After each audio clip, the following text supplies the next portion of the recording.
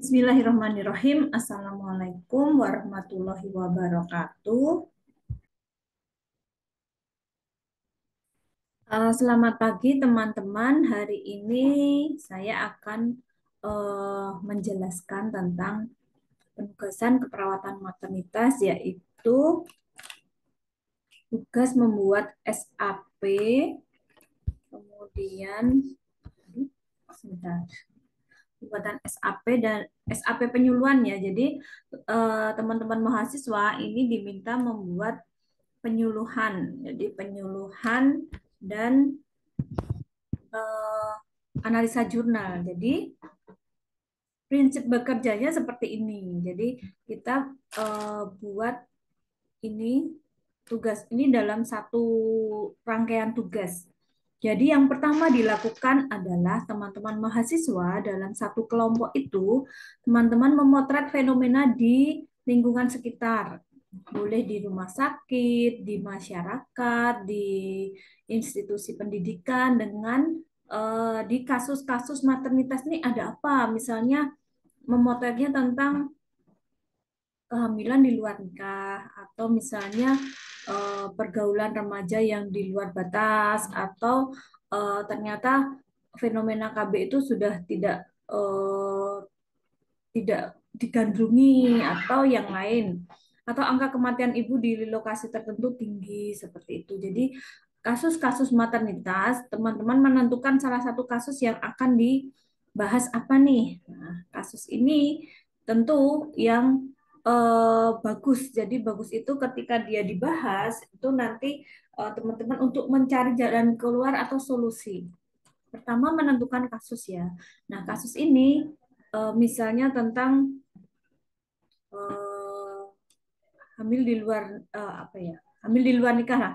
Hamil di luar nikah itu tinggi di DIY misalnya atau di Sleman atau di mana. Nah, itu dibuat di bab satu itu latar belakang. Jadi nanti judulnya nanti ya, latar belakang tentang ini insidensinya bagaimana. Kemudian dari latar belakang itu muncul rumusan masalah. Nah, rumusan masalah itu kan pertanyaan ya. Jadi munculnya itu ternyata ada dua variabel. Yang pertama variabel tentang tingginya kehamilan di luar nikah, kemudian yang variabel satunya yang mempengaruhi itu edukasi orang tua atau edukasi dari eh, institusi pendidikan, misalnya dari institusi pendidikan SMP atau SMA itu. Nah, itu di latar belakang itu digambarkan bagaimana sekarang. Nah, pertanyaannya pengaruh edukasi, intinya tentang edukasi ya. Jadi karena kita kan mau buat media pembelajaran, medianya nanti boleh hasilnya keluarnya boleh flip chart, lembar balik, atau poster, atau video, atau booklet, atau leaflet. Nah, ini kan media ya, berarti tentang edukasi. Berarti misalnya pengaruh edukasi eh, apa tentang kesehatan reproduksi atau seks edukasi pada pelajar SMP misalnya terhadap apa itu angka angka hamil di luar nikah atau pengetahuan tingkat pengetahuan dan lain-lain. Nah, nanti muncul pertanyaannya bagaimana pengaruh edukasi A terhadap eh, pengaruh edukasi seks edukasi terhadap angka terhadap tingkat pengetahuan remaja SMP misalnya. Muncul pertanyaannya seperti itu. Kemudian di bab 2-nya teman-teman buat Piko. Jadi dari pertanyaan tadi dibuat Piko. Piko itu populasinya apa? Misalnya remaja SMP. Intervensinya apa? Edukasi, seks edukasi. Kemudian C comparison-nya apa? Misalnya tidak ada. O-nya apa? O-nya itu apa ya? Populasi atau apa saya lupa dan dicari ya. Dibuat pikonya.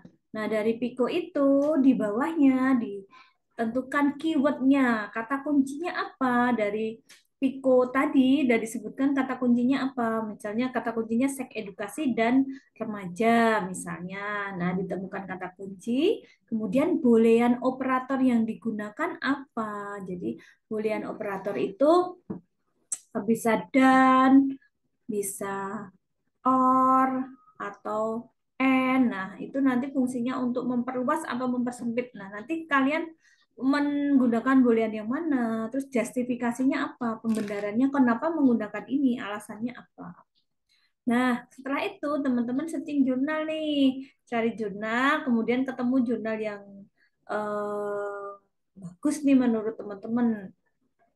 Kemudian jurnal itu dilakukan analisis jurnal.